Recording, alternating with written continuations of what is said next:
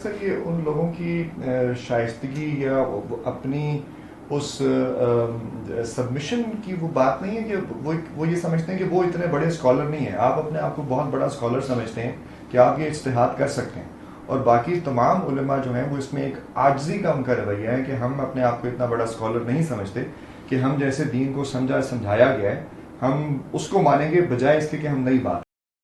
سر مسئلہ یہ نہیں ہے کہ آپ الگ سوچ سکتے ہیں, یعنی مسئلہ یہ ہے کہ آپ 14 صدیاں اور 37 سالوں کو ٹکے ٹوکری کر دیتے ہیں. علماء اور روایت جو ہے وہ روایتی پس منظر میں دین کو سمجھتی ہے. آپ اپنے 25 سال 30 سالوں کی بنیاد پہ 14 صدیوں کے انٹلیکٹ کو رد کر دیتے ہیں. ساری دنیا بیوقوف ہے, آپ سارا انٹلیکٹ آپ کو ودیت ہو گیا ہے. یہ مسئلہ ہے کہ آپ روایت سے ہٹ کے نہیں بات کرتے ہیں, روایتی پس منظر میں آپ سوچیں, اس کی آپ کو کوئی ممانعت نہیں. یہ کیا وجہ ہوئی کہ آپ جو ہے وہ بالکل اس پورے روایت سے باہر کھڑے ہو کے ساری باتیں کر رہے ہوتے ہیں؟ یعنی لگتا تو ایسا ہے کہ جیسے آپ نے سارا کچھ پڑھا وہاں سے ہے, اور پھر ایک بغاوت کی سی کیفیت ہے کہ آپ باہر کھڑے ہو گئے اور آپ نے ایک نیا جو ہے وہ دین شروع کر دیا. یہ لفظ تو آپ نے منتخب کیا, میں نے تو کوئی بغاوت نہیں کی. ایک طالب علم کے طریقے پہ سمجھنے کی کوشش کی ہے. کوئی شخص بھی جو علم کی روایت سے الگ کھڑا ہو جائے گا تو وہ کبھی کچھ سیکھ ہی نہیں سکتا. یعنی ہم اصل میں اپنے اسلاف ہی کے کندھوں پر کھڑے ہوتے ہیں. تو علم کی روایت میرے لیے بھی وہی روایت ہے. میں اس روایت کو بڑی قیمتی روایت سمجھتا ہوں. اس میں ہر علم نے ارتقاء کے مختلف مراحل طے کیے ہیں, بڑے بڑے جلیل القدر لوگ پیدا ہوئے ہیں. اصل میں وہی ٹریڈیشن ہے جس کے اندر کھڑا ہو کر میں بھی ان علوم کا جائزہ لے رہا ہوں. اور جب میں ان علوم کا جائزہ لیتا ہوں اس میں کوئی چیز ایسی ہوتی ہے کہ جو میرے خیال کے مطابق نظر ثانی کا تقاضا کرتی ہے, وہ نظر ثانی اگر ہو جاتی ہے میں مطمئن ہو جاتا ہوں تو اس بات کو بیان کر دیتا ہوں. تو یوں نہیں ہے کہ میں نے کسی دن یہ طے کیا کہ مجھے روایت سے بغاوت کرنی ہے. میں روایتی آدمی ہی ہوں. میرے خیال میں ہر شخص ایسا ہی ہوتا ہے. میں نے تو اللہ تعالیٰ کے وجود پر استدلال کرتے ہوئے یہ کہا تھا کہ کوئی شخص بھی اپنی روایت سے ہٹ کر اگر سوچنا شروع کرتا ہے تو اس کی وجہ کیا ہوتی ہے؟ یا اس کے باطن میں کوئی اضطراب پیدا ہوتا ہے یا خارج سے کوئی چیز اس کے سامنے آ جاتی ہے. یہی عمل میرے ہاں ہوتا ہے. یعنی جو میرے والدین نے, میرے اساتذہ نے, میرے پس منظر نے مجھے دیا, میں اسی علم کے اندر کھڑا تھا, اس کو صحیح مان کے کھڑا تھا. جب اضطراب پیدا ہوتا ہے تو آپ اس کو کویسچن کرتے ہیں. بس میری خطا یہ ہے کہ میں کویسچن کرتا ہوں, اور اگر اس کا مجھے ٹھیک جواب نہ ملے تو یہ کہہ کے نہیں اٹھ جاتا کہ مجھے ماننا ہی ہے. نہیں, پھر میں اس کو ادھر ڈالتا ہوں اور ہر لحاظ سے جاننے کی کوشش کرتا ہوں, ہر پتھر کو الٹ کر جاننے کی کوشش کرتا ہوں کہ صحیح بات کیا ہے. میں یہ نہیں کہتا کہ ہر دفعہ میں گوہر نایابی ڈھونڈ کے لے آتا ہوں. نہیں, غلطیاں بھی ہوتی ہیں, کوتاہیاں بھی ہوتی ہیں. ہو سکتا ہے کہ کسی وقت اندھیرے میں آدمی سانپ پکڑ کے لے آئے, ہاتھ باللیل بھی بن جاتا ہے آدمی. لیکن میری کوشش یہی ہوتی ہے کہ میں اس روشنی کو حاصل کروں جو روشنی اللہ نے ہمیں دی ہے, اللہ کے پیغمبر نے ہمیں دی ہے. یہ ساری روایت اصل میں اسی روشنی تک پہنچنے کی ایک جد و جہد ہے. تو اس روایت پر جب میں تنقید کرتا ہوں تو اسی جذبے سے کرتا ہوں کہ مجھے صحیح بات جاننی ہے. اگر کوئی چیز معیار پر پوری اترتی ہے, سراکوں پر نہیں پوری اترتی, تو میں نے جیسے پہلے عرض کیا کہ اس کو آپ بغاوت سے تعبیر کرتے ہیں. میں اس کو ایک سچے طالب علم کا طریقہ سمجھتا ہوں کہ پھر وہ معذرت کے ساتھ یہ کہے گا کسی بڑے سے بڑے آدمی نے بھی کوئی بات کہی ہے تو میں دلیل کی بنیاد پر اگر اس کو صحیح نہیں پاتا تو میں قبول نہیں کروں گا. وہی بات جو امام مالک نے ایک موقع پر کہی تھی, جیسے کہ ان کی نسبت میں بیان کیا جاتا ہے, رسالت میں آپ صلی اللہ علیہ وسلم کی قبر مبارک کی طرف اشارہ کرتے ہوئے کہ اس قبر والے کے سوا ہر ایک سے اختلاف کیا جا سکتا ہے. یہ میں کرتا ہوں, آپ اس کو بغاوت سے تعبیر کرتے ہیں. سر آپ یہ کہہ رہے ہیں کہ آپ دلیل سے دین کو سمجھتے ہیں, مگر ہماری روایت میں اب اس طریقے سے دلیل سے دین کو نہیں سمجھا جاتا. جیسے میں تو جس روایت سے واقف ہوں وہ تو ساری دلیل ہی سمجھتی رہی ہے. یعنی یہ جتنے علوم فنون ہیں ان کے ائمہ کی اگر آپ کتابیں پڑھیں, جیسے میں نے کہا تھا کہ ایک تو ثانوی کتابیں ہوتی ہیں, سیکنڈری لٹریچر ہے, لیکن اگر آپ امہات کتب کا مطالعہ کریں تو یہ جتنے بھی لوگ ہیں یہ دلائل سے ہی بات بیان کر رہے ہیں.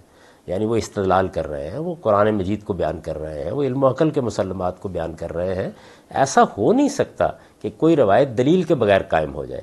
موجودہ زمانے میں یا آپ کہہ سکتے ہیں کہ متاخرین کے ہاں یہ رجحان پیدا ہو گیا ہے کہ جیسے میں نے پہلے بھی عرض کیا تھا کہ بھائی سمجھ لیا جو سمجھنا ہے, بس میں اس کو تسلیم نہیں کرتا. یعنی میں اس کو کویسچن کرتا ہوں, اور اگر سوال کا جواب ٹھیک نہیں ملتا تو اس پہ تحقیق کرنے کے لیے تیار ہو جاتا ہوں. اس کا دروازہ میرے نزدیک کھلا ہوا ہے. بعض لوگ یہ کہتے ہیں, آپ یہ جانتے ہیں کہ ہندوستان میں صورتحال آج سے 50-100 سال پہلے تھی کہ آپ حنفیت سے باہر نہیں نکل سکتے. آہستہ آہستہ نوبت یہاں پہنچی کہ ٹھیک ہے ائمہ اربعہ سے آپ باہر نہیں نکل سکتے, سلف سے آپ باہر نہیں نکل سکتے, تو یہ اصل میں خود ساختہ پابندیاں جو لوگوں نے لگا رکھی ہوئی ہیں. سلف ہوں، آپ کے ائمہ اربعہ ہوں، آپ کے بڑے بڑے جلیل القدر اہل علم ہوں، سب دلیل کی بنیاد پر کھڑے ہیں، اور میں ان کے بارے میں یہی حسن ظن رکھتا ہوں. ان کو پڑھنے کے بعد اسی نتیجے پر پہنچا ہوں کہ وہ دلیل پر بات کر رہے ہیں. دلیل کا جائزہ لینے کا مجھ کو حق ہے. اگر تو آپ کہتے ہیں کہ میں مامور من اللہ ہوں، میری بات آپ کو ماننی ہے، پھر یہ الگ بات ہے. لیکن جب آپ دلیل سے بات کریں گے تو دلیل کا جائزہ لینے سے آپ مجھے روک نہیں سکتے. تو کیا سر یہ ان لوگوں کی شائستگی یا اپنی اس سبمیشن کی وہ بات نہیں ہے کہ وہ یہ سمجھتے ہیں کہ وہ اتنے بڑے اسکالر نہیں ہیں؟ آپ اپنے آپ کو بہت بڑا اسکالر سمجھتے ہیں کہ آپ یہ اجتہاد کر سکتے ہیں، اور باقی تمام علماء جو ہیں وہ اس میں ایک عاجزی کا ان کا رویہ ہے کہ ہم اپنے آپ کو اتنا بڑا اسکالر نہیں سمجھتے کہ ہم جیسے دین کو سمجھایا گیا ہے ہم اس کو مانیں گے بجائے اس کے کہ ہم نئی بات کریں. میرے خیال میں یہ عاجزی سے زیادہ عافیت کا رویہ ہے. آپ سچے طالب علم جب بن جاتے ہیں تو پھر مشقت اٹھانی پڑتی ہے، اور وہ مشقت یہی ہے جو آپ اٹھاتے ہیں. یہ جس کو آپ علم کی روایت کہتے ہیں، اگر میں اس کے سامنے سرنڈر کر دوں تو پھر میرا رویہ کنسسٹنٹ ہونا چاہیے.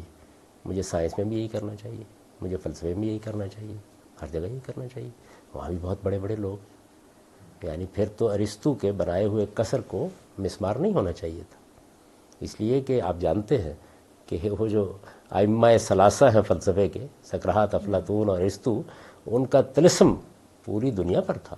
مگر سر اس میں ایک فرق ہے نا، ہم دین میں یہ سمجھتے ہیں کہ وہی ہماری رہنمائی کرتی ہے. سائنس میں یا باقی اور علوم میں تو یہ وحی کی گائیڈنس ہمیں نہیں ملتی.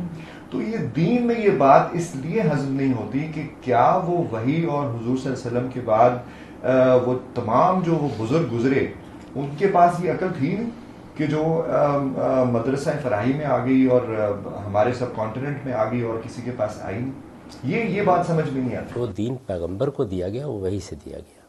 پیغمبر کی ذات ہے کہ جس کو خدا کی حفاظت حاصل ہے، لہٰذا وہاں غلطی کا کوئی امکان نہیں. ان کا علم بے خطا علم ہے.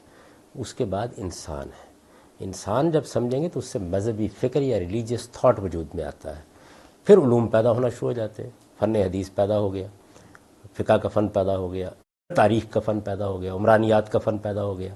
اس میں اگر آپ پرانی تاریخ کو پڑھیں تو کیا آپ کے خیال میں ایک دور کے لوگوں نے کوئی خاص جگہ متعین کی ہوئی ہے کہ اس کے آگے انہوں نے نہیں سوچنا؟ یعنی کیا امام ابو حنیفہ کے بعد آگے فقہا پیدا ہونے بند ہو گئے؟ کیا امام شافعی کے بعد پیدا ہونا بند ہو گئے؟ کیا سیبوے کے بعد نحات پیدا ہونا بند ہو گئے؟ کیا زمخشری کے بعد کسی نے لغت پر کام کرنا بند کر دیا؟ تو یہ اصل میں ایک کنٹینیوس عمل ہے. اس میں یہ رویہ ہی ٹھیک نہیں ہے کہ یہ گویا تواضع کا طریقہ ہے کہ آپ کسی جگہ اس کو بند کر دیں. آپ اس کو بند کر دیں گے تو علم بھی ختم ہو جائے گا. علم بڑھتا ہے اس سے کہ آپ کویسچن کرتے چلے جاتے ہیں، نئی دنیایں دریافت کرتے چلے جاتے ہیں. اور میں آپ سے عرض کروں کہ اس میں متاخرین آگے بڑھتے ہیں. کیوں بڑھتے ہیں؟ اس لیے کہ ان کے پاس متقدمین کا علم ہوتا ہے. یہ ایک قدم قدم اصل میں یہی لوگ، آپ کہا جاتا ہے نا کہ ہم تو اسلاف کے کندھوں پر کھڑے ہیں. علم ایسے ہی بڑھتا ہے. تو یہ نہیں ہے کہ ہماری اس ٹریڈیشن میں لوگ دلیل نہیں دیتے تھے، دلائل ہی تو دیتے تھے. دلائل سے کتابیں بھری پڑی ہیں ان کی. یعنی آپ فقہ کی کوئی کتاب اٹھا لیں، آپ علم کلام کی کوئی کتاب اٹھا لیں، آپ امام راضی کی تفسیر اٹھا لیں، یعنی کسی فن کی کوئی کتاب اٹھائیں، وہ دلائل ہی دے رہے ہیں. اصل میں وہی جرم ہے کہ جو اس سے پہلے کیا ہے تو یہ گناہ ہیست کے در شہر شوانیز گناہ، وہی کیا جا رہا ہے. مگر یہ کرنے کی ضرورت کیوں ہے؟ کیونکہ اب تو وہ ہے کہ اس کی وجہ سے لوگوں کے اندر گمراہی آتی ہے، فتنہ پیدا ہوتا ہے. دلیل بہت ریلیٹیو چیز ہے سر. دلیل کو آپ بنیاد بناتے ہیں، دلیل پر ایمان لے کے آتے ہیں. وہ آپ کا دلیل پر ایمان اور ہوگا، میرا اور ہوگا، تیسرے بندے کا اور ہوگا. بلکہ دلیل ہوتی کیا ہے؟ دلیل ہوتی کیا، اس پہ کنسنسس نہیں ہوگا کیونکہ وہ خود آپ کی راشنل کنسٹرکشن ہے. آپ اس کو یونیورسلائز نہیں کر سکتے. اور ویسے بھی جس طرح انہوں نے پہلے بھی بات کی، وہی کے مقابلے میں آپ دلیل کو کیوں لے کے آتے ہیں؟ وہی کو دلیل کیوں نہیں بناتے؟ آپ کا مسئلہ یہ ہے کہ آپ دلیل پر ایمان لے آتے ہیں، دلیل کو سب کچھ بتاتے ہیں اور پھر اپنی دلیل بنا لیتے ہیں، اور دوسرے کو بھی موقع دیتے ہیں کہ وہ بھی اپنی کوئی دلیل گھڑے اور اس کی بنیاد پہ علیحدہ فرقہ بنا لے، علیحدہ فکر کھڑی کر لیں. الیاذ باللہ، اگر میں وہی کے مقابل میں دلیل کو لاتا تو پھر میں مسلمان کیوں ہوتا؟ مسلمان کہتے ہی اس کو ہیں کہ خدا کی وحی کے سامنے، خدا کے پیغمبر کی بات کے سامنے سر تسلیم خم کر دیا جائے. یہ تو میرے ایمان کا تقاضا ہے. یعنی جب میں نے علم و عقل کی روشنی میں اللہ تعالیٰ کو مان لیا، اللہ کے پیغمبر کو مان لیا، تو وہی کے مقابلے میں علم و عقل کی روشنی میں یہاں پہ بھی آپ عقل کو لے کے آ رہے ہیں. آپ نے دلیل کی بنیاد پر ماننا تو وہ ماننا نہ ہوا, وہ جاننا ہوا. آپ دین کو بھی نالج سمجھتے ہیں, یعنی جس طرح سورسز آف نالج سے آپ وہاں تک پہنچتے ہیں, آپ ایمان کو اسی کیٹیگری میں لے کے آ رہے ہیں. آپ کے خیال کے مطابق ہمیں علم و عقل کی بنیاد کے اوپر مذہب کو ماننے کا فیصلہ نہیں کرنا.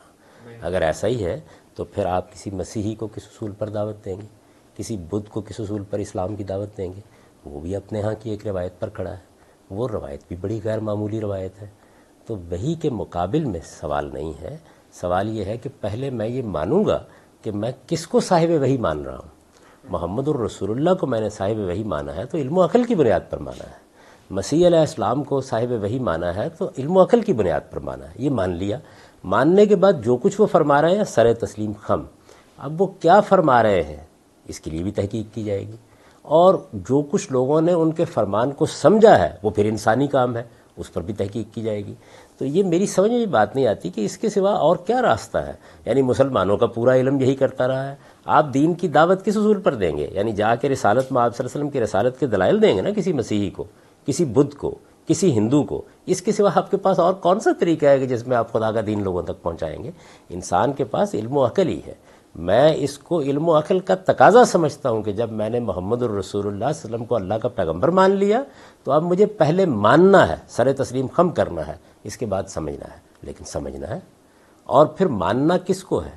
اس بات کو ماننا ہے جو رسالت مآب صلی اللہ علیہ وسلم کی نسبت سے ثابت ہو جائے. یعنی آپ اصل میں چاہتے یہ ہیں کہ جو بات بھی آپ کی نسبت سے کہہ دی جائے, کوئی شخص بھی کہہ دے, اس کو میں آپ کی بات مان لوں. تو پھر سوال یہ ہے کہ آپ کے محدثین دلیل کیوں طلب کرتے ہیں؟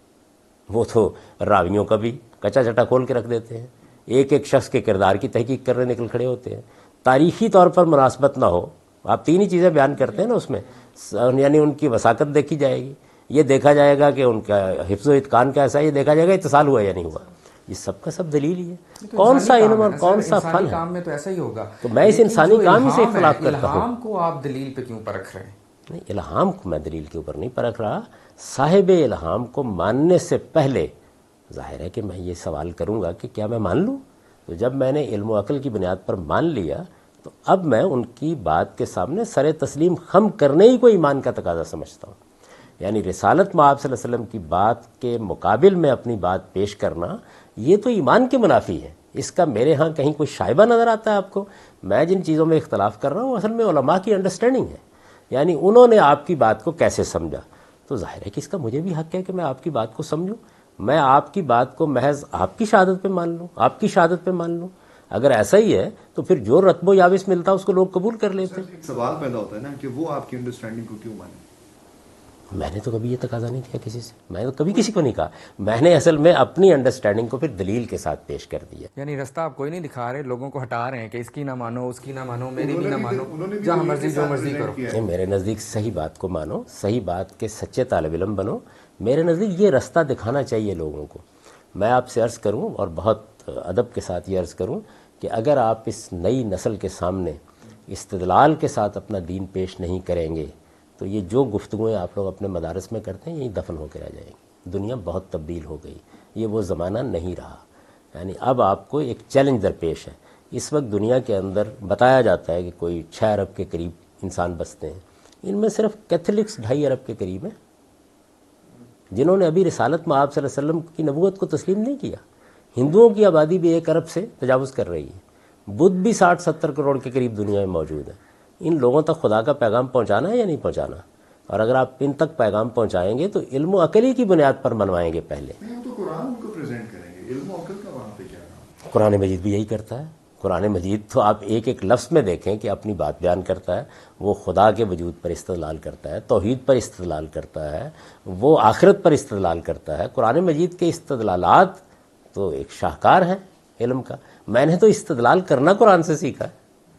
تو قرآن مجید کو کیا ہم یعنی ایک کتاب کے طور پر بس طاق سے اٹھائیں گے اور دے دیں گے؟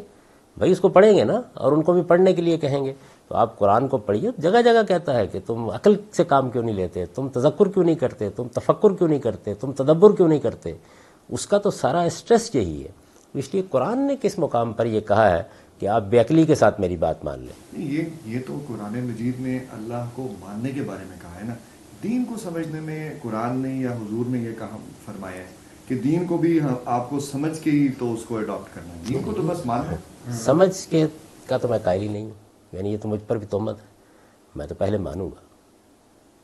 آپ دین کو سمجھاتے ہیں، میں تو سمجھا رہا ہوں. دیکھیے بات یہ ہے کہ لوگ اس کو سمجھتے ہیں. یہ اصل میں علماء ہے کہ جنہوں نے سمجھنے کا کام کیا ہے. پہلے ہم نے مان لیا کہ یہ اللہ کے پیغمبر کی بات ہے. دیکھیے پہلا معاملہ یہ ہوتا ہے کہ رسول اللہ صلی اللہ علیہ وسلم کی طرف بات کی نسبت واضح ہو جائے. یہ تحقیق سب کرتے ہیں، یعنی یہ تحقیق تو ہر حال میں کی جائے گی نا. قرآن مجید کے بارے میں بھی کی جائے گی. اس سے پہلے یہ بحث ہو چکی ہے کہ قرآن مجید کے بارے میں بھی بہت سے اخبار احاد ہیں، اور میں نے یہ عرض کیا کہ ان اخبار احاد کے بارے میں بھی علماء قرات نے، یہ تو عام شہرت ہو گئی نا لوگوں کے مابین کے یہ سب قرات متواتر ہیں. یعنی جلیل القدر ائمہ قرات نے یہ اعتراف کیا ہے کہ ہمیں بھی یہ غلط فہمی تھی، لیکن اس کے بعد واضح ہو گیا کہ یہ اخبار احاد ہیں. تو میں نے یہ بتایا ان کے ایک سوال کے جواب میں کہ دیکھیے یہ انہوں نے معیار بتایا ہے، تو معیار جب آپ بتائیں گے تو پھر تو پرکھنے کا عمل شروع ہو گیا. یعنی آپ یہ کہیں گے اچھا یہ عربیت کی روح سے ٹھیک ہے، تو ظاہر ہے کہ سوال پیدا ہو گیا نا. کیا اس کی سند ٹھیک ہے، سند کا سوال پیدا ہو گیا. کیا اس کو مصحف کا متن قبول کرتا ہے، تو قبولیت کا فیصلہ کون کرے گا؟ وہی علم و عقل کریں گے. تو کون سا فن اور علم ہے کہ جس میں یہ کام نہیں لیا جا رہا؟ یہ جو کچھ بھی میرے اختلافات بہت پروپیگنڈے کے ساتھ بیان کیے جاتے ہیں وہ اصل میں مسلمانوں کے مذہبی فکر سے اختلافات ہیں، وہ وحی سے اختلاف نہیں ہے، وہ خدا کے پیغمبر سے اختلاف نہیں ہے. خدا کے پیغمبر کو میں نے پیغمبر مانا ہے، فلسفی اور حکیم نہیں مانا. ان کی بات سے کے بارے میں تو میں لوگوں کو بتا رہا ہوں، میری کتابوں میں لکھا ہوا ہے کہ ان کے کسی فیصلے سے اگر آپ ادنا درجے میں بھی انحراف کریں تو پھر آپ ایمان کے حامل نہیں ہو سکتے. لگتا یہ ہے کہ آپ نے آدھی باتوں کو مانا ہے اور آدھی باتوں کو نہیں مانا. اپنی مرضی سے جو بات آپ کی انڈرسٹینڈنگ کے مطابق ٹھیک ہے ان کو آپ مان لیتے ہیں، اور جو آپ کی انڈرسٹینڈنگ میں فٹ نہیں بیٹھتی ان کو آپ ریجیکٹ کرتے ہیں. یعنی کس کی بات؟ انڈرسٹینڈنگ کے مطابق اگر ابو حنیفہ کی بات نہیں ہے، شافعی کی بات نہیں ہے، اگر شاطبی کی بات نہیں ہے، اگر غزالی کی بات نہیں ہے، اگر مولانا سید عبداللہ صاحب مودودی کی بات نہیں ہے تو یقیناً انکار کروں گا. محمد الرسول اللہ کی وہ کون سی بات ہے کہ جس کو میں نے ماننے سے انکار کر دیا ہے؟ الیاذ باللہ، میں تو اس کا تصور بھی نہیں کر سکتا.